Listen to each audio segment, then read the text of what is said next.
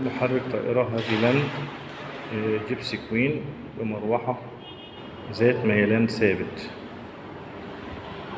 طبعا شكل المحرك واسمه مكتوب محفور عليه زي ما انتم شايفين.